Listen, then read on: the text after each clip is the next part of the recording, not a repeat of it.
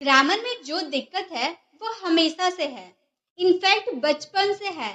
जिससे भी हमने ये बात कही उन लोगों ने यही सजेशन दिया कि पार्ट्स ऑफ स्पीच को सही ढंग से सीख लो तो ग्रामर की जो भी दिक्कत है दूर हो जाएगी। तो क्या वे लोग सही है? तो गाइस बिल्कुल वे लोग सही है, क्योंकि पार्ट्स ऑफ स्पीच में आपको इतने सारे कॉन्सेप्ट एक साथ सीखने को मिलते हैं, तो भाई हो जाएगी ना ग्रामर की दिक्कत दूर। तो चलिए आज के इस वीडियो में हम पार्ट्स ऑफ स्पीच को बहुत ही बारीकी से सारे कॉन्सेप्ट को क्लियर करते हैं और ग्रामर में जो भी दिक्कत है उसे दूर करते हैं। Hey guys, my name is Pooja, you are most welcome to our channel. Let's begin. सबसे पहले हमारा है पार्ट्स ऑफ स्पीच। ये स्पीच होते क्या है, स्पीच का मतलब क्या होता है आप ये जानते हैं? स्पीच का मतलब होता है भाषण। जब हम स्टेज वगैरह पे भाषण देते हैं ना, उसे हम कहते हैं स्पीच। स्पीच बनता कैसे है? स्पीच बनता है कलेक्शन ऑफ सेंटेंसेस। ये सेंटेंसेस क्या होते हैं? सेंटेंसेस होते हैं वाक्य। जो हम बहुत सारे वाक्य बोलते हैं ना, डेली यूज कॉन्वर्सेशन में हम बहुत सारे सेंटेंसेस बोलते हैं, तो सेंटेंसेस, बहुत सारे सेंटेंसेस को मिला के ही एक स्पीच को रेडी किया जाता है। तो स्पीच कैसे बनते हैं? कलेक्शन ऑफ सेंटेंसेस से। और ये सेंटेंसेस, ये जो वाक्य है, ये कैसे बनते हैं? ये बनते कलेक्शन ऑफ वर्ड्स। वर्ड्स यानी कि शब्द, बहुत सारे शब्दों को मिलाकर एक सेंटेंसेस का निर्माण होता है। तो स्पीच बन गए कलेक्शन ऑफ सेंटेंसेस से, और सेंटेंसेस बन गए कलेक्शन ऑफ वर्ड्स से। और वर्ड्स के कैटेगरीज होते हैं ये 9: noun, pronoun, adjective, adverb, verb, preposition, conjunction, interjection, article.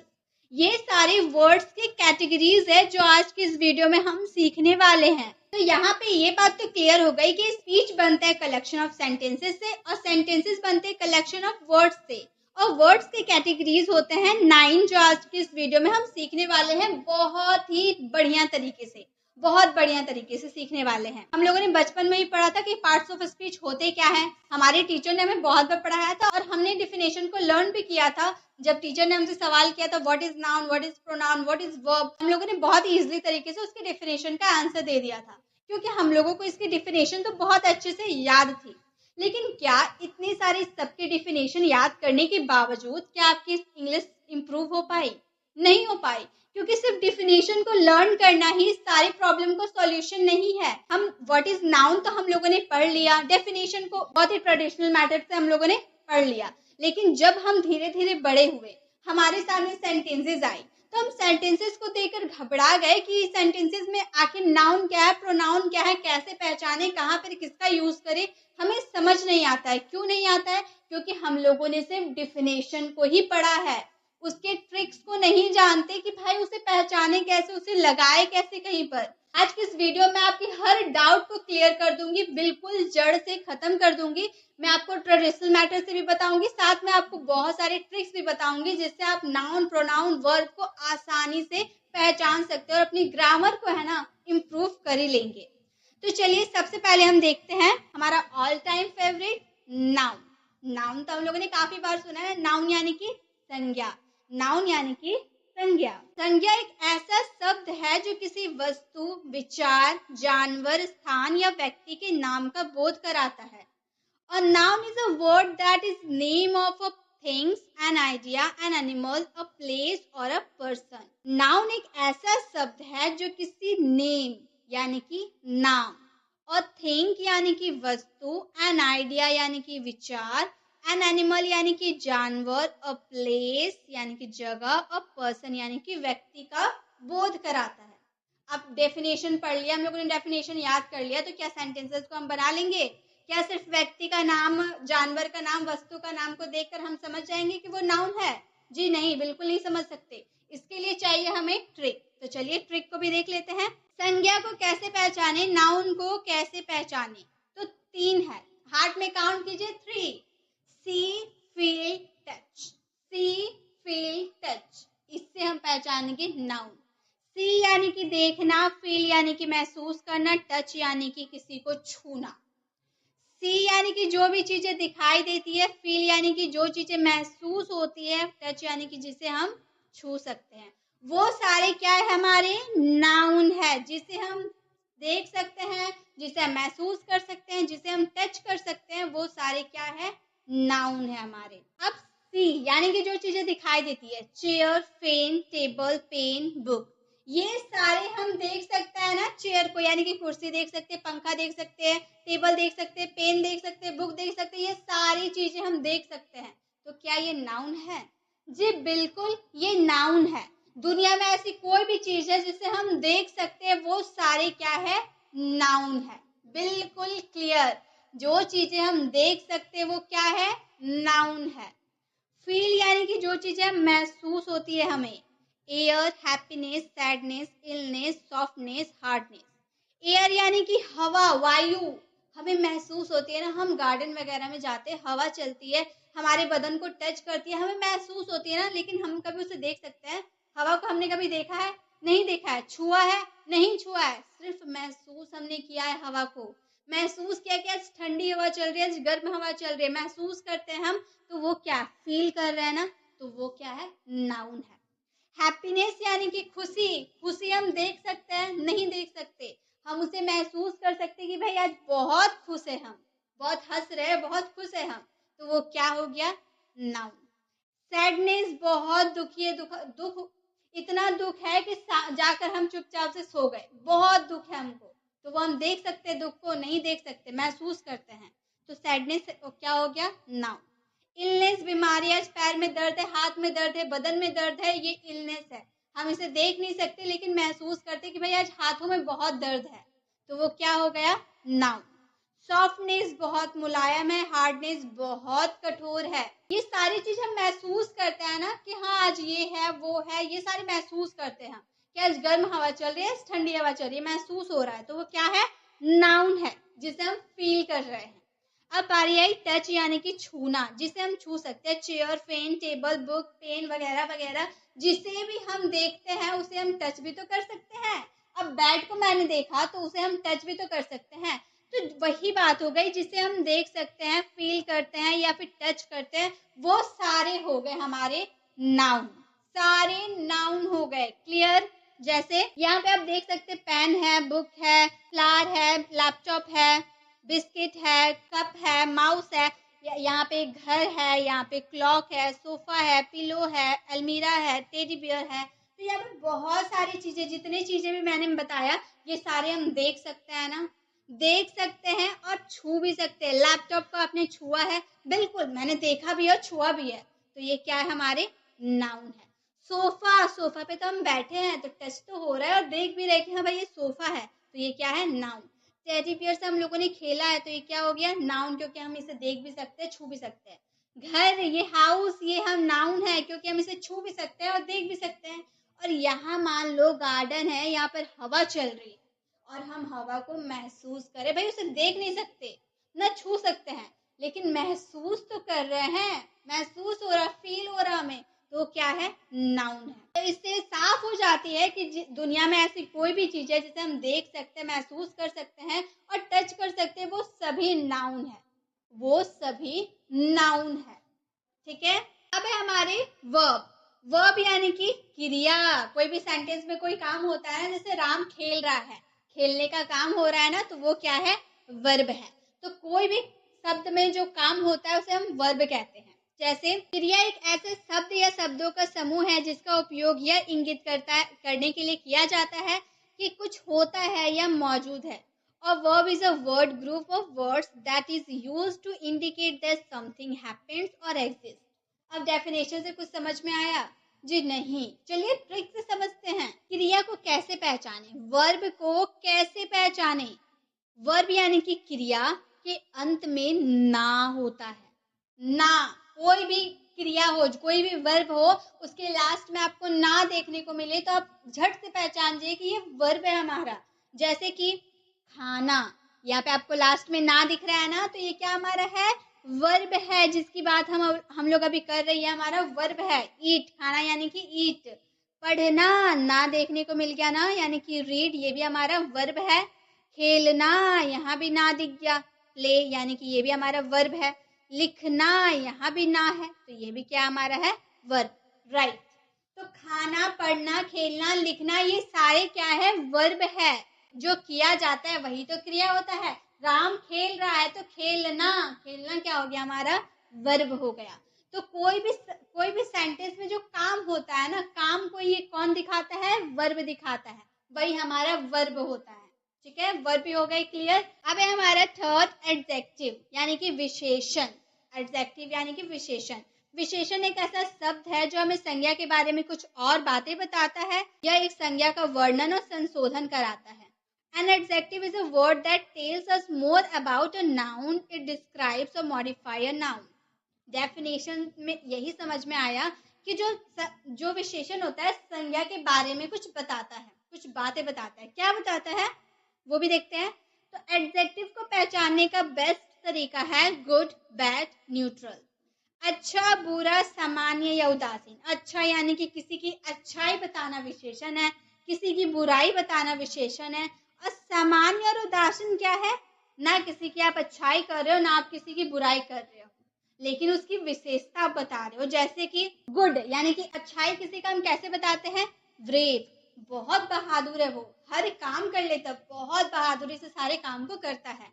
तो वो क्या हम उसकी अच्छाई बता रहे हैं ना, उसकी विशेषता बता रहे हैं, अच्छाई वाली विशेषता बता रहे हैं हम उसकी। इंटेलिजेंट, बहुत तेज है, दिमाग बहुत घोड़े जैसा दौड़ाता है, बहुत इंटेलिजेंट है। हैंडसम, बहुत ही गुड लुकिंग है, बहुत हैंडसम है।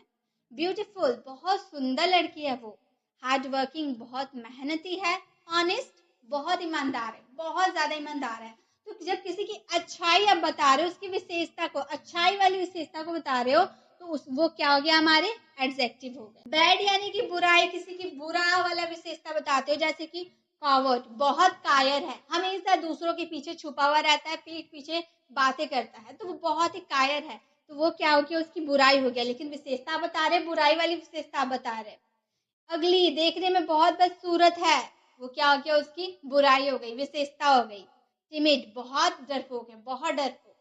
डिसऑनेस्ट, बेईमान है, वगैरह वगैरह, बहुत ही बेईमानी करता है। तो जब भी आप किसी की बुराई वाली विशेषता कि वो कायर है, वो डरपोक है, वो बदसूरत है, ये किसी की विशेषता बता रहे, बुराई कर रहे लेकिन विशेषता है ये, तो ये क्या हो गया? हमारे एडजेक्टिव हो गया। न्यूट्रल, सामान्य, उदासीन क्या होता है? जैसे कि मान लो आपके सामने से कोई लड़की पार हो रही है, वो बहुत ही लॉन्ग है। अब आप कमेंट कर रहे हो कि कितनी लंबी है वो, आप विशेषता बता रहे हो कि कितनी लंबी है, लेकिन क्या आप उसकी अच्छाई कर रहे हो? क्या उसकी बुराई कर रहे हो? ना अच्छाई कर रहे हो, लंबा होना ना किसी की अच्छाई है ना बुराई है, ये न्यूट्रल है। ना आप उसकी अच्छाई कर रहे हो ना आप उसकी बुराई कर रहे हो, लेकिन आप उसकी विशेषता जरूर बता रहे हो कि वो लंबा है, वो लीन है, पतली दुबली है। हेल्दी, मान लो कोई बच्चा है, गोलू मोलू सा है, आपने उसे देखा और बोला कि कितना हेल्दी है, कितना गोलू मोलू है, क्या आपने उस बच्चे की बुराई की, अच्छाई की? नहीं, आप सिर्फ इतना बोल रहे हो कि वो हेल्दी है, गोलू मोलू है, तो आप उसकी विशेषता बता रहे हो लेकिन अच्छाई बुराई नहीं कर रहे हो। तो वो हमारे क्या हो गए? एडजेक्टिव। तो एडजेक्टिव पहचानने का यही तरीका है गुड, बैड, न्यूट्रल, यही हमारे हो गए एडजेक्टिव। अब देखिए, टीना इज अ ब्यूटीफुल गर्ल। टीना एक लड़की है। टीना क्या है? ब्यूटीफुल। ब्यूटीफुल यानी कि सुंदर, देखने में बहुत ही खूबसूरत है, बहुत ही सुंदर है, तो ब्यूटीफुल यानी कि सुंदर। टीना इज अ डिसऑनेस्ट गर्ल, बहुत ही बेईमान है। डिसऑनेस्ट यानी कि बहुत बेईमान है, हमेशा बेईमानी करती है। टीना इज अ लीन गर्ल। लीन यानी कि पतली दुबली है, बहुत ही पतली दुबली है, खाती पीती घर की नहीं है, बहुत ही पतली दुबली है। तो ये क्या हो गया? पहले तो हम लोगों ने इसकी अच्छाई बता दी, गुड की बात कर दी, अच्छाई हम लोगों ने इसकी बता दी, ये भी विशेषता है। दूसरा, बैड यानी कि उसकी बुराई की बात हम लोगों ने कर दी। और तीसरा, न्यूट्रल, उसकी ना अच्छाई मैंने की ना बुराई की, लेकिन मैंने विशेषता उसकी बताई। तो यही हमें पहचानना है कि गुड, बेटर और न्यूट्रल की बात हम जब करेंगे तो वो हमारा हो जाएगा एडजेक्टिव। अब है हमारा फोर्थ, एडवर्ब। एडवर्ब यानी कि क्रिया विशेषण। अभी हम लोगों ने क्रिया भी पढ़ा यानी कि वर्ब, और विशेषण भी पढ़ा यानी कि एडजेक्टिव। अब दोनों का मिली भगत क्या हो गया? एडवर्ब यानी कि क्रिया विशेषण। क्रिया विशेषण एक ऐसा शब्द है जो किसी क्रिया विशेषण या किसी अन्य क्रिया विशेषण के बारे में वर्णन करता है या अधिक जानकारी देता है। An adverb is a word that describes or gives more information about a verb, an adjective or another adverb. Adverb को पहचाने कैसे? Adverb की पहचान कैसे करें? Adverb यह बताता है कि काम कैसे हो रहा है। Adverb का काम है यह बताना कि काम कैसे हो रहा है। How to work is going on, काम कैसे हो रहा है। जैसे यहाँ पे देखिए आप, रोहन runs slowly, slowly यानी कि धीरे, रोहन रन्स यानी कि दौड़ा, रन्स यानी कि दौड़ना, दौड़ना ये हमारा ना हो गया, यानी कि ये क्या हो गया हमारा वर्ब, वर्ब हो गया ना, यानी कि सोहन रन्स स्लोली, रोहन धीरे दौड़ रहा है। अब ये जो धीरे आप बोल दे रहे हैं ना, एक तो और एक पहचानने का तरीका है, जब एल वाई आप देख ले रहे हैं तो एल वाई वाला एडवर्ब होता है, लेकिन यहाँ पे आपको एल वाई देखने को नहीं मिला। तो अब जब किसी की क्रिया विशेषण की बात, किसी की क्रिया के बारे में बता रहे हो तो वो हमारा एडवर्ब होता है, जैसे कि रोहन रन स्लोली, रोहन धीरे दौड़ रहा है। अब रोहन कार्य कर रहा है और आप उसकी विशेषता को बता रहे हो कि रोहन का दौड़ने का काम धीरे हो रहा है। रोहन रन्स फास्ट, रोहन तेज दौड़ रहा है। अब रोहन की दौड़ने क्रिया की भी बात बता रहे हो, विशेषण भी बता रहे हो कि रोहन का जो काम है दौड़ने का वो तेजी से हो रहा है। रोहन रन स्विफ्टली, मतलब बहुत ही आराम से हवाओं का मजा लेते लेते दौड़ रहा है। रोहन रन्स जेंटली, आराम से रोहन दौड़ रहा है। हरीडली, मतलब बहुत ही हड़बड़ाहट में रोहन दौड़ रहा है। रोहन रन्स रैपिडली, बहुत ही तेजी से दौड़ रहा है रोहन। यहाँ पे आप सोहन की विशेषता बता रहे हो और क्रिया की विशेषता बता रहे हो, क्रिया विशेषण की बात बता रहे हो, तो वही हमारा हो जाता है एडवर्ब। जब आप किसी की क्रिया की विशेषता को बताते हो तो वो हमारा एडवर्ब होता है, ठीक है। जब किसी की क्रिया की विशेषता बताते हो आप तो वो हमारा एडवर्ब होता है। और एक इजी तरीका मैंने आपको बताया, जिसके भी लास्ट में एल वाई आपको देखने को मिले वो हमारा एडवर्ब होता है। अगर बाय चांस किसी में आपको देखने को ना मिले तो आप इस तरह से समझ जाइएगा कि कब जब किसी की क्रिया की विशेषता बताई जाती है तो वो हमारा एडवर्ब होता है। अब हमारा नेक्स्ट प्रोनाउन यानी कि सर्वनाम। प्रोनाउन यानी कि सर्वनाम, सर्वनाम वह शब्द है जो संज्ञा के स्थान पे प्रयुक्त किया जाता है, मतलब संज्ञा से जुड़ा हुआ रहता है। ये तो नाउन सीखा तो प्रोनाउन नहीं सीखेंगे तो कैसे चलेगा।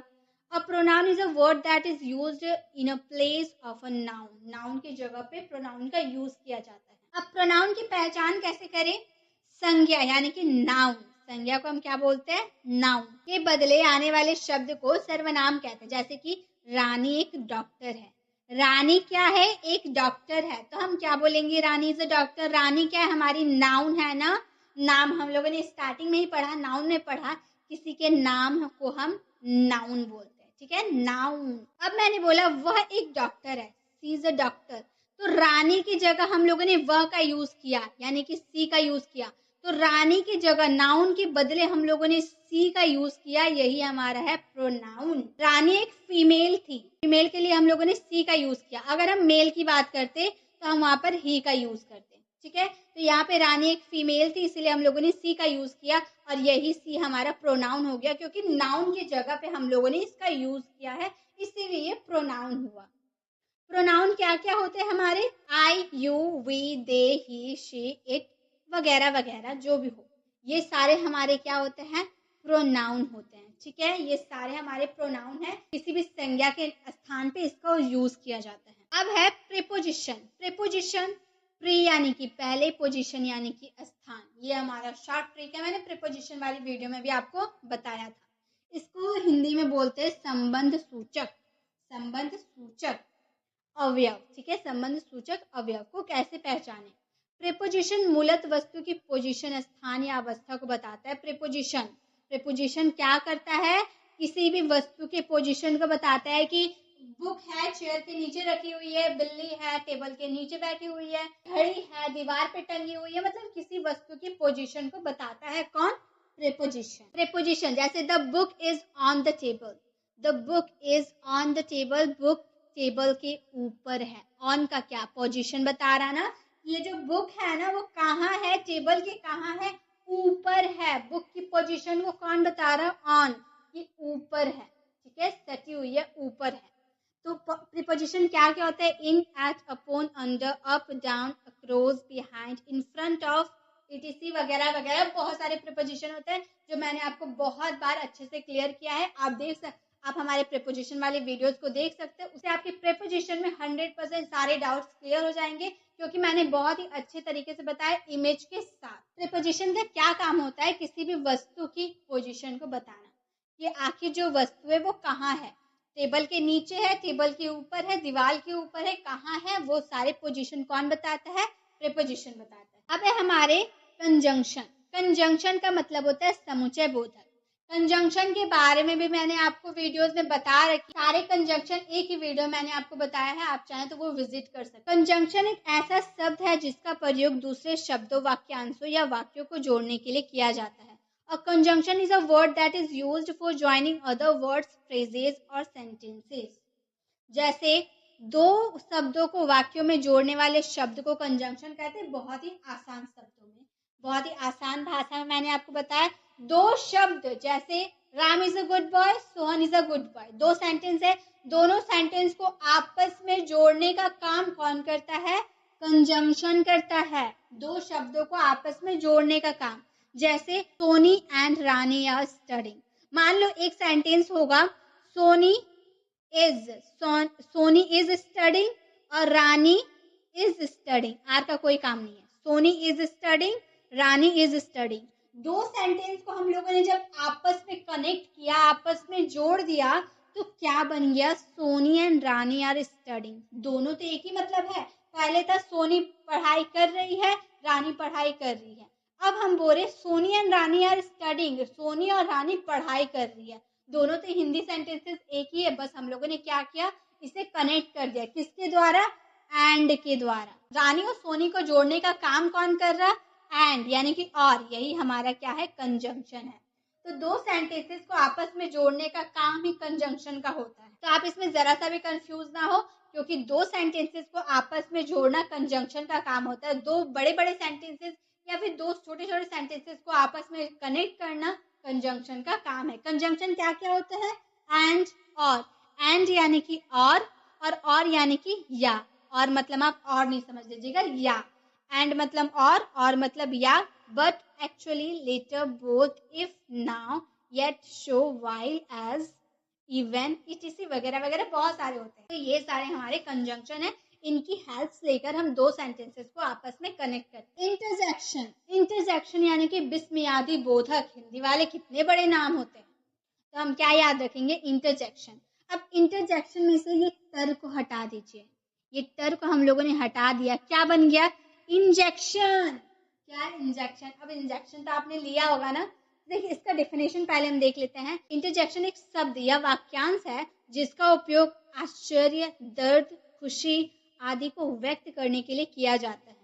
An interjection is a word or phrase that is used to express surprise, pain, pleasure, etc. मतलब इंटरजेक्शन का काम होता है कोई अचानक से सडनली कोई भाव एक्सप्रेस करना। जैसे मान लो डॉक्टर ने आपको इंजेक्शन दिया, तो अचानक से सडनली आपको अजीब से फीलिंग्स आती है ना, वही फीलिंग्स तो इंटरजेक्शन है। अचानक आई फीलिंग्स, चाहे वो सरप्राइज वाले हो, पेन वाले हो, प्लेजर वाले हो, कोई सा भी फीलिंग्स हो, वो क्या होते हैं? हमारे इंटरजेक्शन होते हैं। जैसे कि ये अचानक आई फीलिंग्स है। इंटरजेक्शन क्या? अचानक आई फीलिंग्स यानी कि भावना है, उत्साह यानी कि एक्साइटमेंट को दर्शाता है। जैसे वाओ व्हाट अ कार। और वाह, मान लो आप घर के अंदर थे, अब घर से बाहर आए और आपने देखा सामने एक सुंदर सी कार है। अब सडनली आप बाहर आए, सडनली आपके मन में ऐसी feelings I, wow what a car, कितना सुंदर है ये कार। तो ये जो फीलिंग्स आई, सडनली आई ना, आपने पहले तो सोचा था कि मैं जाऊंगी बाहर और वाव करूंगी, ऐसा आपने सोचा था? नहीं ना। आपने बाहर आया, आपने कार देखी और आपके मुंह से सडनली ये feelings I, wow what a car. तो यही वाव क्या है? इंटरजेक्शन है। वाव व्हाट अ कार, अचानक ये फीलिंग्स आती है। ओ नो, जैसे कुछ हो गया तो हम बोलते हैं ना, ओ नो क्या हो गया मुझसे, ओ नो। उप्स, लिखते लिखते कोई गलती हो जाती है तो हम बोलते हैं ना, उप्स, ओ गॉड, ओ गॉड मैंने क्या कर दिया, ओ गॉड कितना लेट हो गए हम, जल्दी चलो, ओ गॉड, ऐसे हम बोलते हैं ना। ओएमजी, ओएमजी यानी कि ओ माय गॉड, ऐसे हम एक्सप्रेस करते हैं ना, आश्चर्य वाला, oh my God. Hurray, hurray यानी कि बहुत ही खुशी होता है ना, तो हम बोलते हैं हुर्रे, बहुत मजा आया, हुर्रे। मैच वगैरह जीत जाते हैं तो हम बोलते हैं ना चीयर्स। मतलब किसी को हम बोलते हैं ना कोई दुख रहता है तो हम बोलते हैं ना चीयर्स। ब्रावो, किसी को प्रेज करने के लिए हम ब्रावो का यूज करते हैं। तो ये सारे हमारे क्या हो गए? इंटरजेक्शन। ये अचानक मन में फीलिंग्स आती है, ये इसे ही हम इंटरजेक्शन कहते हैं। ठीक है, अब हमारे लास्ट है 9 है आर्टिकल्स। बहुत इंपॉर्टेंट है, इंग्लिश लिखने और बोलने के लिए बहुत इंपॉर्टेंट है आर्टिकल्स। आर्टिकल्स ऐसे शब्द है जो किसी संज्ञा के विशिष्ट या अविशिष्ट के रूप को परिभाषित करते हैं। Articles are words that define a noun and specific और अनस्पेसिफिक। आसान भाषा में बता दूं, आर्टिकल्स होते a an the, a an the, ठीक है। जैसे अब ए और ए एन के बीच में हम फर्क बताते हैं कि कहाँ ए लगता है कहाँ ए एन लगता है, ये मैं बताती हूँ। ए एन पहले हम जान लेते तो ए खुद ही जान जाएंगे। ए एन लगता है जब आपके हिंदी वाले सेंटेंस, हिंदी में आपको मैं पहले बताती हूँ, अ आ ई उ ए ओ औ। अगर आप किसी इंग्लिश वाले सेंटेंस को प्रोनाउंस करते हैं तो अ आ ई उ ए ओ औ वाले कोई भी शब्द आपके मुंह से निकलता है तो वो उसमें क्या लगता है, ए एन लगता है। जैसे कि अम्ब्रेला, इसको हम जब इसकी प्रोनाउंसिएशन करेंगे तो क्या बोलेंगे, अम्ब्रेला। ओ आ रहा है ना, ओ आ रहा है तो इसमें क्या लगाएंगे, एन लगाएंगे, क्योंकि ओ आ रहा है इसमें इसलिए एन लगाए। अब देखिए ये यूं था तो हम लोगों ने ए एन लगा दिया, यहाँ भी यूं है लेकिन इसे हम क्या पढ़ेंगे, यूनिवर्सिटी। यहाँ तो य दिख रहा है ना, य है यहाँ पे कहीं भी, य आपको दिख रहा है, नहीं है ना, तो यहाँ पे ए लगाएंगे। हालांकि इसमें भी यूं है इसमें भी यूं है, लेकिन इसकी प्रोनाउंस हम अलग कर रहे हैं, ये अम्ब्रेला है और ये यूनिवर्सिटी है। तो जब भी आपको इनमें से कुछ भी देखने को मिले उसी में आप ए एन लगाइएगा, बाकी सब में ए लगाइएगा। जैसे नेक्स्ट है आवर, आवर हम इसको बोलते हैं ना, आ हम बोलते हैं, आ इसमें है इसलिए हम लोगों ने ए एन लगाया। अब इसमें एच है इसमें भी एच है लेकिन इसे हम बोलते हैं हैन, एच ई एन, हैन। ह है, ह यहाँ पे आपको कहीं देखने को नहीं मिल रहा इसलिए ए लगाए।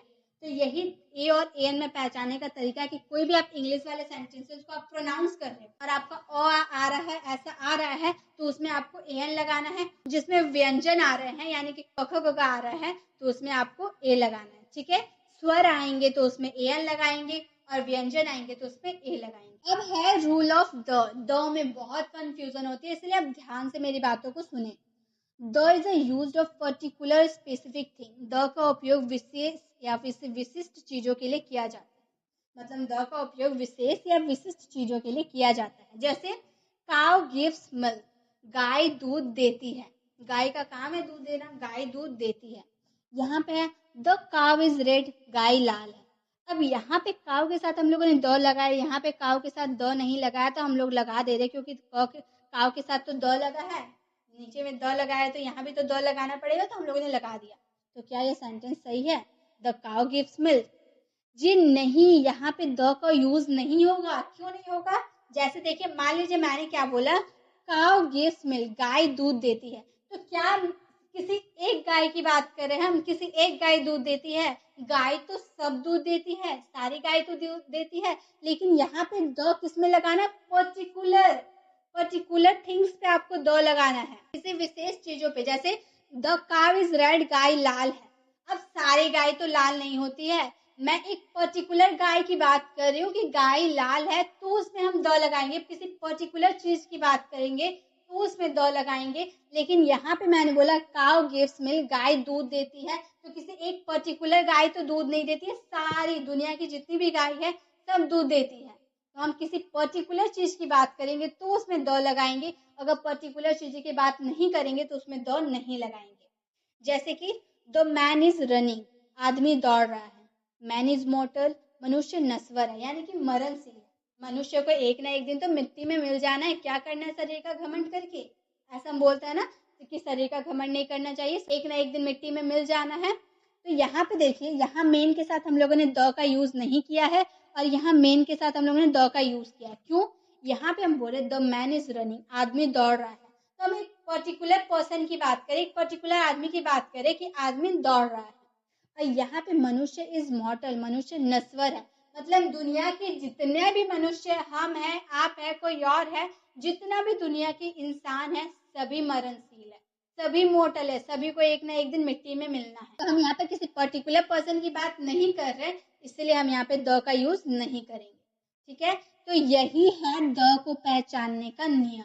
जब आप किसी एक पर्टिकुलर पर्सन की बात करें तो उसमें आप द का यूज करें, लेकिन अगर पर्टिकुलर चीज की बात आप नहीं कर रहे तो उसमें द का यूज ना करें। आई होप आपको ए एंड द में कंफ्यूजन नहीं होंगी, आर्टिकल्स भी हो गए आप लोगों के क्लियर।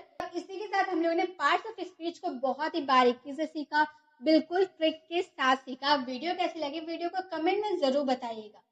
अच्छी लगी तो लाइक जरूर करें। अगर आप हमारे चैनल पर नए हैं और ऐसे वीडियोस आप पाना चाहते हैं तो हमारे चैनल को सब्सक्राइब जरूर कर लें और बेल आइकन को जरूर क्लिक करें ताकि जब भी मैं वीडियोस अपलोड करूं आप तक नोटिफिकेशन मिलती रहे। मिलते हैं नेक्स्ट वीडियो में, तब तक के लिए कीप लर्निंग।